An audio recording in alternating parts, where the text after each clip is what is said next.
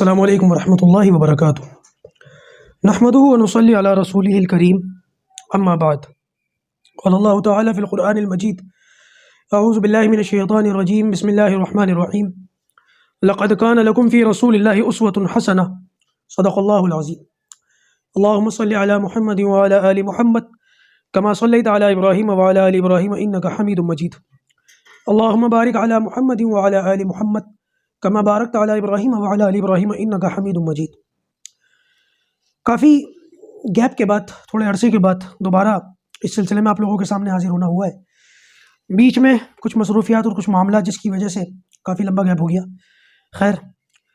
اللہ تبارک و تعالیٰ جلد سے جلد اس سلسلے کو مکمل کرنے کی اور پھر اس کے مطابق عمل کرنے کی اور اس کی دوسروں تک دعوت پہنچانے کی توفیق عطا فرمائے۔ دیکھیے، گزشتہ نشست میں میں نے آپ کو یہ بتایا تھا کہ مشرکین مکہ نے جب نبی کریم صلی اللہ علیہ وسلم کو ہر طریقے سے پریشان کر کے روک کر کے دیکھ لیا، تو ان لوگوں نے 12 ایسے حربے استعمال کیے جو آپ صلی اللہ علیہ وسلم کی دعوت میں رکاوٹ کے طور پر تھے، جن میں سے میں نے 5 کا ذکر کر دیا تھا، جیسے کہ مذاق اڑانا یا قرآن کی آواز سن کر کے جو ہے وہ اپنی آوازوں کو بلند کر لینا۔ آج انشاءاللہ 6 نمبر سے ذکر کریں گے، کیونکہ کون کون سی ایسی چیزیں تھیں، وہ کون کون سی ایسی باتیں تھیں، انشاءاللہ ان سب کا تذکرہ آج مکمل ہو جائے گا۔ سب سے پہلے 6 نمبر پر جو چیز آتی ہے وہ ہے ناجائز مطالبات۔ اس کا ذکر میں پہلے کر چکا ہوں کہ نبی کریم صلی اللہ علیہ وسلم سے الٹی سیدھی حماقت بھری باتیں یہ کرنے لگے۔ ایک تو انہوں نے یہ کہا کہ بھائی وہ پہاڑ ہٹا دیے جائیں اور اس کو چٹیل میدان بنا دیا جائے، اس میں بارشیں ہو جائیں، ایک فرشتہ اتار لیجئے، ہمارے آباء و اجداد کو زندہ کر دیجئے، قصی کو زندہ کر کے دکھائیے جو آپ کی نبوت کا اقرار کرے، یا پھر ہمارے اوپر عذاب لا کر کے دیکھیے۔ آپ صلی اللہ علیہ وسلم ان تمام باتوں کے جواب میں یہی کہا کرتے تھے، یہ فرمایا کرتے تھے کہ میں ان باتوں کے لیے نہیں بھیجا گیا، میں اس کام کے لیے نہیں بھیجا گیا، میں تو اللہ تعالیٰ کی طرف سے نبی بنا کر کے مبعوث کیا گیا ہوں تاکہ تمہیں اللہ تعالیٰ سے ڈراؤں اور اللہ تعالیٰ کے دین کی تمہیں دعوت دوں۔ بہرحال 6 نمبر پر ان کے ناجائز مطالبات، عجیب و غریب قسم کی باتیں۔ 7ویں نمبر پر سودے بازی، یعنی کہ کچھ لو اور کچھ دو کی بنیاد پر کام کرنا۔ ان لوگوں نے جب یہ دیکھ لیا کہ نبی کریم صلی اللہ علیہ وسلم کسی بھی ہیلے سے، کسی بھی وسیلے سے ہماری بات نہیں مان رہے اور ان کی دعوت بالکل مستقل مزاجی کے ساتھ چل رہی ہے، پھر ان لوگوں نے ایک اور حربہ استعمال کیا۔ نبی کریم صلی اللہ علیہ وسلم کے پاس جا کر کے ان لوگوں نے پہلے تو عتبہ کو بھیجا، اور عتبہ نے جا کر کے جو آپ صلی اللہ علیہ وسلم سے باتیں کی ہیں بڑی عجیب تھیں۔ خیر، وہ عتبہ والی بات جو ہے وہ بعد میں آئے گی۔ فی الحال یہ سمجھے کہ ان لوگوں نے آپ صلی اللہ علیہ وسلم کے سامنے جو ہے وہ سودے بازی کی تجویز رکھی کہ اچھا محمد صلی اللہ علیہ وسلم، اگر آپ اپنے دین کی بات نہیں چھوڑتے ہیں اور آپ چاہتے ہیں کہ ایک اللہ کی عبادت کی جائے، تو پورے عرب خطے کے اندر، مکے کے اندر خاص طور سے ایک اللہ کی عبادت کی جائے گی، ہم سارے مل کر اللہ تعالیٰ کی عبادت میں لگیں گے، آپ کے ساتھ مل کر سجدہ کریں گے، بس ہماری ایک شرط ہے۔ شرط کیا ہے؟ شرط یہ ہے کہ 1 سال صرف اللہ تعالیٰ کی عبادت ہو، 1 سال سارے مل کر اللہ تعالیٰ کی عبادت کریں آپ کے ساتھ مل کر، اس میں کسی قسم کا شرک، کسی قسم کا کفر اور بتوں کی پوجا اور پرستش کچھ نہیں ہوگا، کسی چیز کو شامل نہیں کیا جائے گا۔ دوسرے سال ہمارے بتوں کی عبادت کی جائے اور معاذ اللہ اس میں ہمارے ساتھ آپ بھی شریک ہوں۔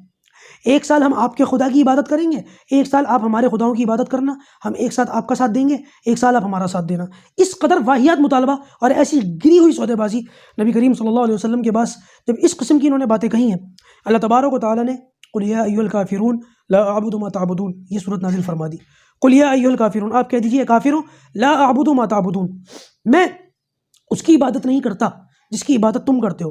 ولا انتم عابدون ما اعبد، اور تم بھی اس خدا کی عبادت نہیں کرتے جس کی عبادت میں کرتا ہوں، ولا انا عابد ما عبدتم، اور ہرگز میں اس کی عبادت کبھی نہیں کروں گا جس کی عبادت تم کرتے ہو، ولا انتم عابدون ما اعبد، اور تم بھی اس کی عبادت، اس حقیقی خدا کی عبادت نہیں کرو گے جس کی عبادت میں کرتا ہوں، لکم دینکم ولی دین، تمہارے لیے تمہارا دین ہے، میرے لیے میرا دین ہے۔ یہ صورت نازل ہوئی اور بالکل آپ صلی اللہ علیہ وسلم کی طرف سے اللہ تعالیٰ نے 2% ان کو جواب دے دیا اور کھلی بات کر دی کہ دین کے اندر ہرگز کسی قسم کا جو ہے سیکریفائز نہیں کیا جائے گا، دین خالص رہے گا، دین میں ناجائز مطالبات پورے نہیں کیے جائیں گے۔ جیسے آج کل کوئی بھی، اب تو اللہ حفاظت فرمائے، ہماری عوام کو تو یہی نہیں پتا کہ یہ مسلم اسکالر ہے یا اسکالر کے نام پر کوئی جو ہے وہ ایسی ایلا میلا بیٹھا ہوا ہے، کسی کو بھی مسلم اسکالر کہتے تھے نا، اور پھر وہ اس قسم کی حماقت بھری باتیں کرتے ہیں۔ کسی نے دین سے داڑھی کو نکال دیا، کسی نے دین سے نماز کو نکال دیا، کسی نے دین سے فلاں چیز کو نکال دیا، ایک ایک کر کے لوگوں نے تسبیح کے دانوں کی طرح دین کے اندر سے ہر چھوٹی بڑی بات کے اندر اپنا اجتہاد کر کے، یعنی کہ اللہ حفاظت فرمائے، اجتہاد کے لفظ کا اتنا غلط استعمال کیا ہے، اتنا مس یوز کیا ہے۔ یہ لوگ یہ سمجھتے ہیں اجتہاد کا مطلب یہ ہے کہ دین اسلام کے اندر غور و فکر کر کے اس کے اندر رد و بدل کیا جائے، لوگ اس کو اجتہاد سمجھتے ہیں، حالانکہ یہ اجتہاد نہیں ہے۔ اور پھر اجتہاد کرے گا کون؟ مجتہد کہتے کس کو ہے؟ کن حدود تک اس کو جانے کی اجازت ہے؟ اللہ اور اس کے رسول کے بعد شریعت کے اندر احکام کا جو معاملہ ہے، احکامات کا جو معاملہ ہے، اس کو کون دیکھے گا؟ یہ لوگ یہ سمجھتے ہیں کہ ہم لوگ دیکھیں گے، حالانکہ ایسا کچھ نہیں ہے۔ اجتہاد کا معاملہ جو ہے نا وہ ہر اہل میلے کے ہاتھ میں نہیں ہے۔ علماء، اور وہ بھی اعلیٰ درجے کے علماء جو مجتہد ہوتے ہیں، ہر ایک عالم کے بس کی بھی یہ بات نہیں ہے۔ بہرحال آپ صلی اللہ علیہ وسلم کے متعلق جب ان لوگوں نے یہ سودے بازی بھی کر کے دیکھ لی اور آپ صلی اللہ علیہ وسلم کو جو ہے وہ کسی بھی طریقے سے جو ہے وہ زیر نہ کر سکے، تو آخر میں انہوں نے جو ہے وہ 8ویں نمبر پر جو طریقہ اختیار کیا وہ ہے آپ صلی اللہ علیہ وسلم کو گالم گلوچ، استغفر اللہ استغفر اللہ، نبی کریم صلی اللہ علیہ وسلم کو تانے دینا اور بہتان لگانا، گالیاں دینا، حتیٰ کہ آپ صلی اللہ علیہ وسلم کے چہرے مبارک پر تھوکنا، تھپڑ مارنا، پتھر مارنا، آپ صلی اللہ علیہ وسلم کو برے برے الفاظ سے پکارنا۔ اور یہ صرف یہاں تک نہیں رکے، بلکہ آپ صلی اللہ علیہ وسلم کے بعد فرشتوں کو بھی گالیاں دینی شروع کر دی، معاذ اللہ، اللہ تبارک و تعالیٰ کو بھی گالیاں دینی شروع کر دی، جس پر اللہ تبارک و تعالیٰ نے 2 آیتیں نازل فرمائی، وَلَا تَجْهَرْ بِصَلَاتِكَ وَلَا تُخَافِتْ بِهَا وَابْتَغِ بَيْنَ ذَلِكَ سَبِيلًا۔ جب اللہ کے رسول صلی اللہ علیہ وسلم نماز پڑھتے تھے اور اللہ کے رسول کی نماز پڑھنے کی جو تلاوت تھی وہ باہر جاتی تھی، تو یہ آواز سن کر، قرآن کی تلاوت سن کر گالیاں دینی شروع کر دیتے۔ آپ صلی اللہ علیہ وسلم نے اپنی آواز کو پست فرما لیا، اس پر یہ آیت نازل ہوئی، وَلَا تَجْهَرْ بِصَلَاتِكَ، بلند آواز سے نہ پڑھیں، وَلَا تُخَافِتْ بِهَا وَابْتَغِ بَيْنَ ذَلِكَ سَبِيلًا، اتنی ہلکی آواز سے بھی نہ پڑھیں کہ آپ کو خود کو سنائی نہ دے، وَلَا تَسُبُّوا الَّذِينَ يَدْعُونَ مِن دُونِ اللَّهِ فَيَسُبُّوا اللَّهَ عَدْوًا بِغَيْرِ علم، یعنی کہ ان کے معبودوں کو گالیاں مت دیجیے، برا بھلا مت کیجیے۔ اگر آپ ان کے معبودوں کو، جو معبودان باطل ہیں، ان کو کچھ کہیں گے تو یہ پلٹ کر معبود حقیقی کو، اللہ تبارک و تعالیٰ کو گالی دیں گے، تو اس پر بھی جو ہے پابندی لگا دی گئی۔ حالانکہ پہلے بھی اس قسم کی کوئی بات نہیں کہی گئی تھی، لیکن مسلمانوں کو سمجھانے کے لیے یہ آیت نازل فرما دی۔ 9ویں نمبر پر ان لوگوں نے ایک اور حیلہ اختیار کیا، وہ یہ کہ آپ صلی اللہ علیہ وسلم کو زیر کرنے کے لیے اور آپ صلی اللہ علیہ وسلم کی دعوت کو روکنے کے لیے مدینے کے، جو اس زمانے کا یثرب تھا، مدینے کے یہودیوں سے ساز باز کر لی کہ ان کی باتیں، اللہ کے رسول کی باتیں جو قرآنک باتیں ہیں، وہ تقریباً کچھ کیونکہ آسمانی مذہب تھا آپ صلی اللہ علیہ وسلم کا لایا ہوا دین، اور آپ سے پہلے 2 آسمانی مذاہب جن کا تذکرہ ملتا ہے، یہود و نصارہ کا، حالانکہ اس میں رد و بدل اور تحریف ہے، لیکن کچھ نہ کچھ سملیرٹی تو ہے آج بھی، تحریف کے باوجود بھی۔ ان لوگوں نے کہا کہ ان لوگوں کی جو معاملات ہیں، یہودیوں کے، عیسائیوں کے، یہ ان کی باتوں سے کچھ میل کھاتے ہیں، تو لہذا ہم سے تو بنے گا نہیں، ان لوگوں کے پاس جاتے ہیں، ان کے پاس کچھ علم ہے، ان کے پاس کچھ معلومات ہیں، ان سے معلوم کرتے ہیں، اور کس طریقے سے اللہ کے رسول صلی اللہ علیہ وسلم کو زہر کرنے کو کوئی طریقہ مل جائے۔ تو ان لوگوں نے باقاعدہ ساز باز کر کے کچھ بڑے بڑے لوگوں کو یہودی عالموں کے پاس بھیجا، اور مدینے کے اندر بھیج کر کے ان لوگوں سے کچھ کہا کہ ہمیں کچھ بتاؤ، کوئی طریقہ بتاؤ، کوئی ہیلہ بتاؤ، تاکہ ہمارے یہاں محمد صلی اللہ علیہ وسلم جو نبوت کا دعویٰ کرتے ہیں ان کو کسی طریقے سے ہم خاموش کر سکیں، ان کی دعوت کو روک سکیں۔ یہودی نے وہ 3 سوالات کہے، ان سے پوچھ لینا کہ اصحاب کہف کون ہے، ذوالقرنین کون ہے، اور روح کیا چیز ہے، اور بڑا عجیب ہیلہ انہوں نے سجایا، اگر تینوں سوالوں کے جواب نہ دے تو بھی نبی نہیں ہے، اور 3 سوالوں کے جواب دے دے تو بھی نبی نہیں ہے، اور اگر 2 کے سوالوں کے جواب دے دے، 1 کا جواب نہ دے، پھر 2 نبی ہے۔ ان لوگوں نے یہ رٹا رٹایا معاملہ، سبق سیکھ لیا یہودیوں سے، آ گئے اللہ کے رسول کے پاس اور آ کر کے کہا کہ آپ ہمیں یہ بتائیں، 3 سوالات رکھیں، اگر آپ اللہ کے نبی ہیں، سچے نبی ہیں تو بتا دیں۔ آپ صلی اللہ علیہ وسلم نے کہا کہ میں کل بتاؤں گا، کیونکہ ابھی تک آپ صلی اللہ علیہ وسلم کے اوپر اس متعلق کوئی وحی تو نازل ہوئی نہیں تھی، لہٰذا نبی کریم صلی اللہ علیہ وسلم جب تک وحی نہیں آتی تھی اپنی جانب سے کچھ نہیں فرماتے تھے۔ آپ نے فرمایا کہ میں کل بتاؤں گا، اگلے دن کوئی وحی نہیں آئی، یہ لوگ پھر آ گئے، پھر آپ نے کل کا کہا، اس طریقے سے کچھ دن گزر گئے، وحی نہیں آئی، اور پھر جب جبرائیل آئے تو جبرائیل نے آ کر کے یہ تینوں باتیں بتائیں، اور ساتھ میں یہ آیت بھی نازل ہوئی، وَلَا تَقُولَنَّ لِشَيْءٍ إِنِّي فَاعِلٌ ذَلِكَ غَدًا إِلَّا أَن يَشَاءَ اللَّهُ، آپ جب کل کا کوئی کام کرنے کا ارادہ ہو تو آپ یہ کہیں کہ میں کل یہ کام کروں گا، مگر یہ کہ اگر اللہ نے چاہا تو، إِلَّا أَن يَشَاءَ اللَّهُ، یہ ضرور کہہ لیا کریں کہ اگر اللہ نے چاہا تو، انشاءاللہ کہہ لیا کریں۔ بہرحال پھر آپ صلی اللہ علیہ وسلم نے ان کو ذوالقرنین کا بتایا اور اصحاب کہف کا بتایا، اور رہی روح کی بات تو فرمایا وَيَسْأَلُونَكَ عَنِ الرُّوحِ، تم روح کے بارے میں سوال کرتے ہو، قل آپ کہہ دیجئے روح من امر ربی، روح تو اللہ تعالیٰ کا حکم، وما اوتیت من العلم الا قلیلا، روح تو اللہ تعالیٰ کا حکم ہے اور تمہیں بہت تھوڑا علم دیا ہم نے۔ تو وہ یہودیوں نے جو طریقہ سکھایا تھا کہ 2 سوالوں کے جواب دیے، 1 کا نہیں دیا، اور آپ صلی اللہ علیہ وسلم کی نبوت کی جو بات تھی، صداقت تھی، وہ ثابت ہو گئی، پھر دوبارہ ثابت ہو گئی۔ بہرحال 9ویں نمبر پر یہودیوں سے ساز باز کرنے کے بعد، اچھا مجھے اس پر ایک واقعہ یاد آیا، وہ انشاءاللہ کہنے پر تھوڑا سا فنی ہے، تھوڑا سا لطیفہ ٹائپ ہے، کہ وہ ایک شخص تھے جو بازار جا رہے تھے بھینس خریدنے، اور رستے میں ان کو کوئی عالم مل گئے، تو مولانا نے ان سے پوچھا کہ بھائی کہاں جا رہے ہو؟ آج تو ہمارا مزاج ہے نا علماء کا مذاق بنانا، علماء کی چھوٹی موٹی باتوں میں جو ہے وہ کوئی نہ کوئی فی نکالنا، تو مولانا نے کہا کہاں جا رہے ہیں؟ بھائی میری جیب میں رقم ہے، بھینس خریدنے جا رہا ہوں مارکیٹ۔ تو مولانا نے کہا ٹھیک ہے، یوں کہہ لو بھائی انشاءاللہ میں بھینس خرید کر لے آؤں گا۔ کیا تم مولویوں کا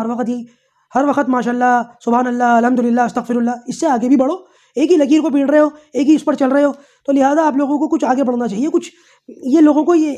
اللہ اللہ اتنا زیادہ مت کروایا کرو۔ مولانا بیچارے چپ ہو گئے۔ یہ صاحب پہنچے، گائے وہ جو بھینس ویس تھی وہ دیکھی، پسند کی، اب جو جیب میں ہاتھ ڈالا تو پتہ چلا جیب کٹ گئی،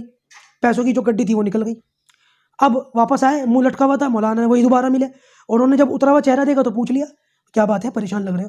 اب کہہ رہے ہیں کہ انشاءاللہ میں آپ سے ملا تھا، انشاءاللہ میں یہاں سے گیا تھا، انشاءاللہ میں نے مارکیٹ پہنچا، انشاءاللہ میں نے بھینس دیکھی، انشاءاللہ مجھے بھینس پسند آ گئی، انشاءاللہ سودا ہو گیا، اور انشاءاللہ میں نے جیب میں ہاتھ ڈالا تو مجھے پتہ چلا کہ انشاءاللہ میری جیب ہی کٹ گئی۔ مولانا نے کہا اب تم قیامت تک انشاءاللہ بولتے رہو، پیسے واپس نہیں آئیں گے۔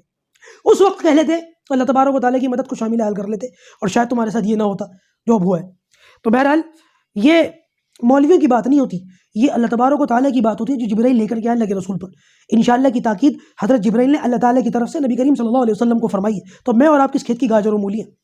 تو ہر بات کو مولویوں کی طرف منسوخ کر کے ان کی باتوں کا مذاق نہ بنایا کر، سوچا کرے بات آپ کی کہاں تک جا رہی ہے، اللہ حفاظت فرمائے۔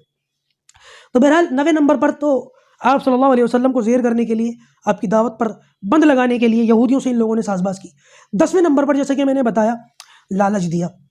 آپ صلی اللہ علیہ وسلم کو، لالچ یعنی کہ وہ سام دام دند بھیٹ، ہماری مثال ہے نا مشہور، ہر طریقے سے سمجھانا اور دام دے کر خریدنا اور اس طریقے کی باتیں۔ تو لالچ، اور لالچ میں ان لوگوں نے جیسے ضمیر فروش نہیں ہوتے کچھ لوگ جن کو ضمیر خریدنے کی بڑی عادت ہوتی ہے، بڑی مہارت ہوتی ہے، یہ عتبہ بڑا فصیح و بلیغ آدمی، اور یعنی کہ ضمیر خریدنے کا ماہر،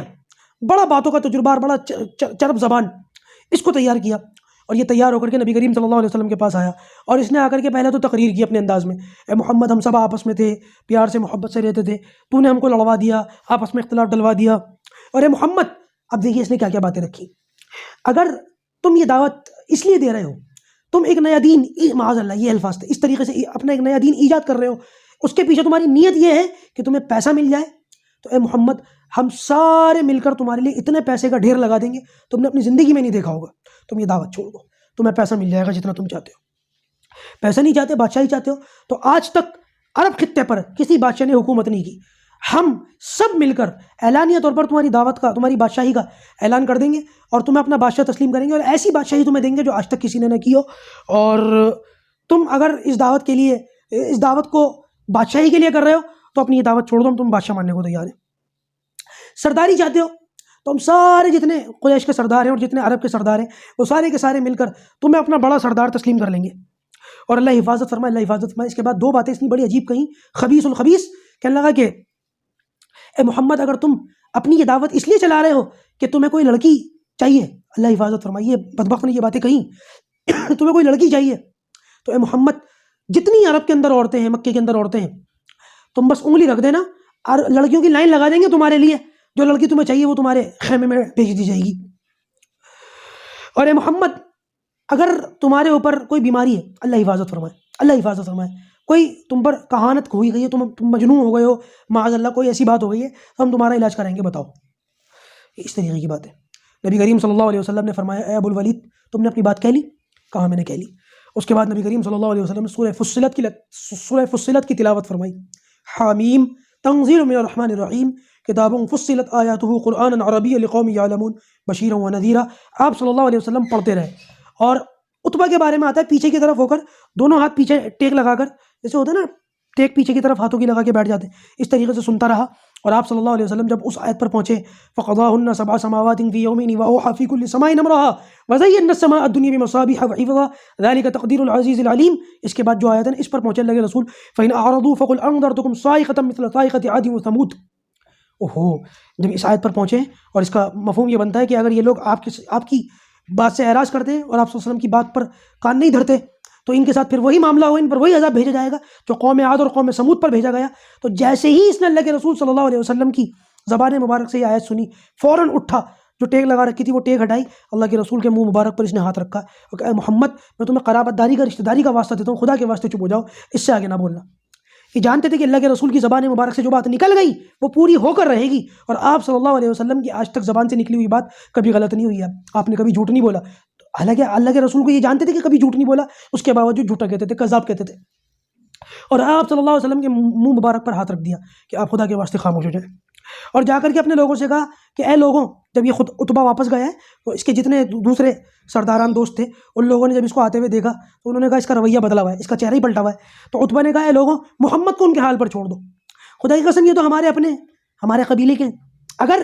ان کی دعوت پر لوگ ان کے دشمن بن گئے اور ان کو مطلب خدا نہ خواستہ مار موڑ دیا تو ہماری مراد پوری ہو جائے گی، ہمارا کام بن جائے گا۔ اور اگر یہ غالب آ گئے اور ان کی دعوت پھیل گئی تو ان کی عزت ہوگی، اور ہمارے اپنے خاندان کے ہیں تو ان کی عزت میں ہماری عزت ہے۔ اس پر کہنے لگے کہ محمد کا جادو عتبہ پہ بھی چل گیا۔